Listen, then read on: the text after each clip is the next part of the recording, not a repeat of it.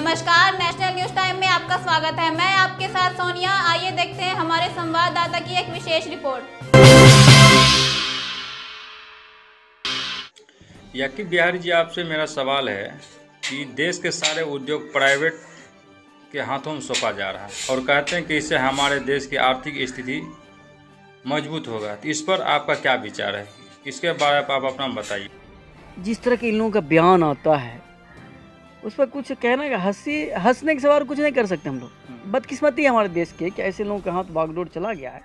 वो कहते हैं कि प्राइवेट चीज़ को हम साझा करेंगे, प्राइवेट को, तो देश की आर्थिक स्थिति मजबूत होगी। भैया, जब आप सरकारी संपत्ति को आप प्राइवेट के हाथ साझा कर सकते तो हम तो कहते हैं कि भारत की आबादी 1.5 अरब के करीब है। 1 अरब 25 करोड़ है, 26 करोड़ 30 करोड़। आप सभी व्यक्ति का एक किडनी पे, डॉक्टर से पता लगा लीजिए, एक किडनी पर आदमी रह सकता है। आप एक किडनी बेच दीजिए, एक किडनी बेच के देश की आर्थिक स्थिति मजबूत कर लीजिए। अब प्राइवेट संस्था जो सरकारी संस्थाएं हैं उसको आप दूसरे के यहाँ बेचने जा रहे हैं, गिरवी रखने जा रहे हैं, आधा बेच के बोलते हैं कि हम आधा बेच रहे हैं अपनी मजबूती, आर्थिक मजबूती के लिए। तो देश के नागरिक का किडनी भी बेच के आप मजबूत कर लीजिए आर्थिक। ऐसी आर्थिक स्थिति चौपट कैसे हो गई जो आप देश की आर्थिक स्थिति को संभालने के लिए, मजबूत करने के लिए देश की सरकारी संस्थाओं को बेचना पड़ रहा है? ये शर्मनाक बातें और बयान देखिए इस तरह के देते हैं। देश के क्या समझ में नहीं आता है किस तरह, कहाँ, कौन यूनिवर्सिटी से पढ़ गए हैं, व्हाट्सएप यूनिवर्सिटी से पढ़ गए हैं। ये सब है ना, ये नागपुरी यूनिवर्सिटी से पढ़ के आए हुए लोग हैं, इसलिए जो मन में आता है बक देते हैं आप। तो बहुत ही अफसोसनाक बयान है, बहुत ही ख़राब बातें हैं ये देश के लिए। ये हमारे लिए शर्मनाक, अफसोस कर सकते हैं इस पर आप कि एक देश के सत्ता में जिसको आप बैठाले हैं, जिसको आप सत्ता दी हैं, जिसको आप कहें कि आप हमारी सरकारी संपत्ति का हिफाजत करेंगे, आप हमारे सरकारी संपत्ति को और ऊपर, सरकार देश को ऊपर लाएंगे, वो कहते हैं कि हम प्राइवेट इसको इसलिए कर रहे हैं कि देश की आर्थिक स्थिति बढ़ जाएगी, अच्छी हो जाएगी। तो ये बहुत अफसोसजनक बातें हैं। अब बल्कि मैं कहूँगा कि सरकार से कि देश के नागरिक का एक एक किडनी बेच दें, एक किडनी पर लोग जिंदा रह सकते हैं, उससे आपकी आर्थिक स्थिति बढ़ सकती है। याकूब बिहारी जी, एक लास्ट प्रश्न आपसे है। बिहार में शराबबंदी है, पूर्णतः शराबबंदी है, फिर भी जो देखते हैं हर जगह उपलब्ध हो जाता है, इसका मुख्य रूप से जिम्मेवार कौन है? देखिए, शराबबंदी हुआ, मैं इसको एक तरह से मानता हूँ कहीं ना कहीं फ़ायदा हुआ है। जैसे कि जो रिक्शे वाले को हम देखते थे कि वो खा पी के बाद ख़त्म, शाम में गमछा झाड़ पब्लिक हो जाते थे, तो वो इतना न शराब अभी मिल भी जो रहा है, चीटिंग जो हो रही है, और इससे एकदम सरासर ये जो है ना अफसरशाही है। ये अफसरों के हाथ में ये सब कमाया जो जा रहा है, इस पर भी अंकुश लगाना चाहिए सरकार को। मैं पक्षधर किसी की नहीं हूँ, लेकिन कहीं ना कहीं कुछ तो फ़ायदा हुआ है। कहीं ना कहीं कुछ तो फ़ायदा हुआ है। आम जनता जो रोड पर पीते हुए मिलते थे, गाली गुलजम दिया करते थे, वो सब देखने को नहीं मिल रहा है। और इस पर सरकार को गंभीरता से अंकुश लगानी चाहिए। और जितनी प्राइवेट धांधली चल रही है और अफसरशाही चल रही है, इस पर अंकुश लगनी चाहिए। बिहार सरकार का कहना है कि पूर्णतः शराबबंदी है, तो हर जगह अभी दिन प्रतिदिन जो कहाँ से मतलब मिल रहा है शराब, कल वहाँ छापेमारी में पकड़ाता है, परसों वहाँ से छापेमारी में पकड़ाता है, आज एक गाड़ी वहाँ पकड़ाया है, कल परसों एक गाड़ी वहाँ पकड़ाया है। इस पर आपका क्या कहना है? इसका मुख्य रूप से जिम्मेवार कौन है? इसमें मुख्य रूप से व्यवस्था है, सत्ता व्यवस्था दोनों है, हम किसी पर इधर नहीं। अगर सही से इस पर कंट्रोल किया जाए, क्यों होगा ऐसा? सरकार से बढ़ के है। तो पूरी जो तालमेल जो है ना, मेरी बात, बरसों से खाने पीने वाला रिवाज जो है ना, मिले हुए जो सब लोग हैं, तो इनको जल्दी छुड़ाना जो है ना जंग बहुत भारी। और जनता को भी जागरूक होना चाहिए। मैंने एक बात कहा है, अभी भी मैं कहूँगा, इसको गंभीरता से लीजिए आप। दुनिया का सबसे बड़ा डेमोक्रेसी भारत है, लेकिन भारत की डेमोक्रेसी तो दुनिया की सबसे बड़ी है, लेकिन भारत के नागरिक को पता होना चाहिए कि हम नागरिक हैं। वो खुद को प्रजा समझती है।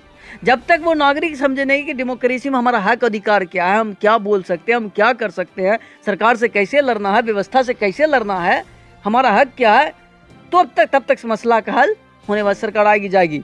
आपके अंदर जन जागृति होना बहुत ज़रूरी है, जनता के अंदर। इसके लिए सरकार को भी अभियान चलाना चाहिए, जो भी नॉन गवर्नमेंट ऑर्गेनाइजेशन है उसको भी काम करना चाहिए। बस यही मैं चाहता हूँ। लास्ट, आप नेशनल न्यूज टाइम के जितने भी दर्शक हैं सबको आप कोई मैसेज देना चाहते हैं तो दे सकते हैं। बस यही मैसेज दूंगा कि आप लोग जहाँ पर भी हैं, जैसे भी आपको मौका मिलता हो कि हम अपनी आवाज़ बुलंद करें हक में, देश के फ़ायदे में, आप वहाँ से सोशल मीडिया हो, सोशल मीडिया का जरिया लें, उसका ही जरिया लेकर आप बैठे अपना विरोध करें। नहीं ये बात नहीं, ये सही है, ये नहीं, ये गलत है। और पढ़े लिखे लोगों को सियासत में आना ज़रूरी है। न्यूज़ में यानी लोकतंत्र का 4 पिलर विधायिका, कार्यपालिका, न्यायपालिका, मीडिया है। न्यायपालिका में आना, मीडिया में आना, मीडिया की बातों को सही कौन है गलत कौन है इसको परखना, दोस्त दुश्मन की पहचान करना, ये सब बहुत ज़रूरी है। तो न्यूज़ चैनल के जितने भी आपके दर्शक हैं, श्रोता हैं, उनका मैं यही कहना चाहूँगा और बहुत बहुत धन्यवाद आपका। चलिए आपका भी बहुत बहुत धन्यवाद, बहुत कीमती समय देने के लिए बहुत धन्यवाद। नमस्कार, अभी आप देख रहे हैं नेशनल न्यूज़ टाइम और मैं हूं रविंद्र कुमार। इस वक्त हम खगड़िया जिला के गोगरी अनुमंडल क्षेत्र के इटारी पंचायत के आश्रम में मौजूद हूं। यहां पर हमारे जो भावी मुखिया प्रत्याशी है इनसे आप लोग को मिलाएंगे।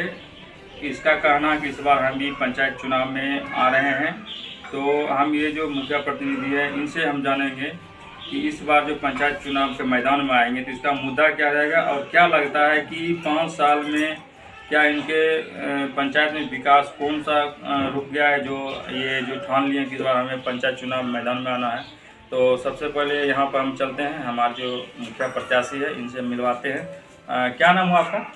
जूली कुमारी। जूली कुमारी जी, कौन सा पंचायत आपका पड़ता है? ये इटारी पंचायत। इटारी पंचायत पड़ता है। तो जूली जी हमको ये बताइए, इस बार जो आप चुनाव मैदान में आ रहे हैं तो आपका मुद्दा क्या रहेगा, मुख्य मुद्दा क्या रहेगा? मुख्य मुद्दा रहेगा विकास। क्या लगता है कि इस बार जो 5 साल जो गुजर गया, पिछले 5 साल गुजर गया है, तो 5 साल के दरमियान क्या लगता है आपके पंचायत में क्या विकास नहीं हुआ? जो आप चुनाव मैदान में आ रहे हैं, जनता की सेवा कीजिए। बहुत ऐसा काम है जो कि नहीं हुआ है। अच्छा, उस पर हम चाहेंगे विकास करना, जो कि बहुत सारा ऐसा काम है जो कि आधा अधूरा रह चुका है, उसको चाहेंगे कि पूरा करें, गरीब का सेवा करें। अच्छा, क्या लगता है क्या क्या चीज़ आपके पंचायत में मतलब रह गया है, बताइए थोड़ा, हमारे दर्शक को भी बताइए। जो आपके जैसे कि मनरेगा का काम है, उसमें नाला रोड उसमें भी आधा अधूरा काम रह चुका है। उसके बाद इंदिरा आवास है, उसमें भी 50% आदमी को मिला, 50% को नहीं मिला। उसमें भी जो गरीब है उसको नहीं मिलता, जिसके पास है बोलने वाला आदमी है उसको ऐसा देता, गरीब आदमी को नहीं दे पाता है, गरीब आदमी वंचित रह जाता है। उसको चाहेंगे कि हम मदद करें, हर तरफ से संभव करें, सब कुछ प्रयास करके उसको दिलाएं हक अपना। जो क्या लगता है इस बार जो आप पंचायत चुनाव के मैदान में आ रहे हैं तो यहाँ जो ग्रामीण है आपको कितना प्रतिशत सपोर्ट कर पाएंगे, सपोर्ट करेंगे? यहाँ जो ग्रामीण खास कर कितना आपको लगता है सपोर्ट कर रहे हैं? लग तो रहा अभी नया कैंडिडेट है, अभी तो 50% का चांस है। हम चाहेंगे कि पब्लिक सुने हमको, हम एक बार मौका दें, हम आए पब्लिक के बीच, गरीब के बीच आए, सेवा करें। तो हमारा जितना भी दर्शक देख रहे हैं, आपके पंचायत का भी आदमी देख रहे हैं, आपका जिला का भी आदमी देख रहे हैं और पूरे भारतवर्ष का आदमी आपको देख रहे हैं, ठीक है? तो आप नेशनल न्यूज़ टाइम के माध्यम से अगर कोई संदेश देना चाहते हैं, आपके ग्रामीण है, आपका जो जिला का आदमी है या पूरे देश का आदमी है, तो आप अपना मैसेज दे सकते हैं। हम चाहेंगे कि एक बार हमको मौका दिया जाए और जो चीज़ पे विकास नहीं उस पर विकास करेंगे। बहुत ऐसा काम जो नहीं हुआ है, हम चाहेंगे उसको बदलाव लाए।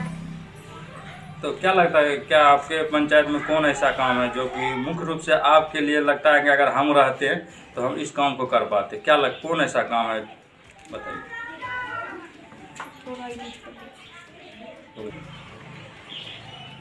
बताइए, मतलब आपके पंचायत में कौन ऐसा काम बच गया है और आपको लग रहा है कि ये काम अगर होता तो हमको जो हमारे पंचायत के लोगों को ज़्यादा फायदा रहता?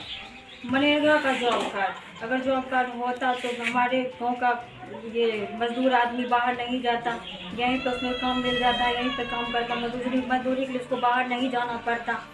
हम चाहेंगे उसमें बदलाव करें, उसको चेंज करके लाएं। तो आप जो आएंगे तो क्या लगता है मनरेगा का काम आप लोग के यहाँ स्टार्ट हो जाएगा? हाँ, सब कुछ जो ऐसा नहीं है, हम सब कुछ चाहेंगे कि आए, सामने आए। चलिए, बहुत बहुत धन्यवाद आपका। अगर आपको हमारा वीडियो पसंद आया हो तो इसे लाइक करें, हमारे चैनल को सब्सक्राइब करें और हाँ, बेल आइकन दबाना ना भूलें ताकि आप तक हमारे वीडियो की नोटिफिकेशन पहुंचती रहे। आप अपना सुझाव हमें कमेंट बॉक्स में दे सकते हैं। हमारे साथ जुड़ने के लिए शुक्रिया।